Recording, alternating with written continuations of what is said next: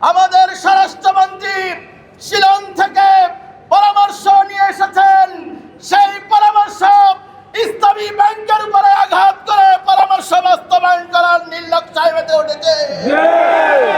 আমাদের পার্শ্ববর্তী একটি দেশ, এই দেশের একটি ডক্ট্রিন আছে, যেই ডক্ট্রিনের নাম হচ্ছে ইন্ডিয়ান ডক্ট্রিন। সেই ইন্ডিয়ান ডক্ট্রিন হচ্ছে ভারত কখনো তার পার্শ্ববর্তী রাষ্ট্রকে অর্থনৈতিকভাবে সমৃদ্ধ দেখতে চায় না।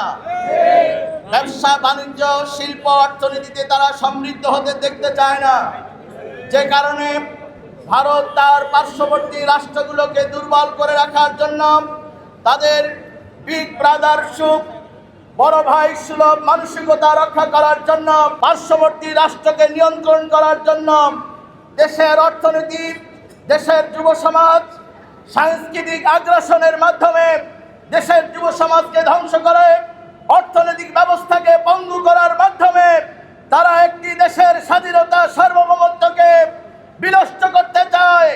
সেই ষড়যন্ত্রের অংশ হিসেবে পাঞ্জাবের জগতে একটি বিশ্বস্ত নাম শাবাব এথনিক ওয়্যার। আমাদের স্বরাষ্ট্রমন্ত্রী শিলং থেকে পরামর্শ নিয়ে এসেছেন। সেই পরামর্শ ইসলামী ব্যাংকের উপরে আঘাত করে পরামর্শ বাস্তবায়ন করার নির্লজ্জায় মেতে উঠেছে।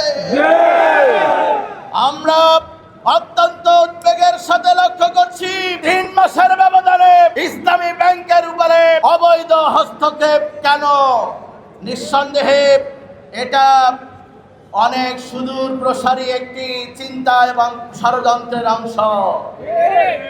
প্রিয় উপস্থিতি, আমরা মনে করি ইসলামী ব্যাংক ধ্বংস হওয়ার অর্থ হচ্ছে বাংলাদেশের অর্থনীতিকে ধ্বংস করে দেওয়া।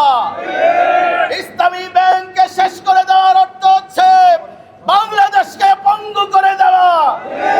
এদেশের তরুণ সমাজ, এদেশের দেশপ্রেমিক জুলাই যোদ্ধারা থাকতে বাংলাদেশকে মাথা উঁচু করে দাঁড়াবার ব্যাপারে যারা প্রতিবন্ধকতা তৈরি করবেন, আমরা হাসিনাকে যেমনি করে বিদায় করেছি, ঠিক তেমনি এদেশের অর্থনীতির শত্রুদেরকে বাংলাদেশ থেকে বিদায় করতে বাধ্য হব।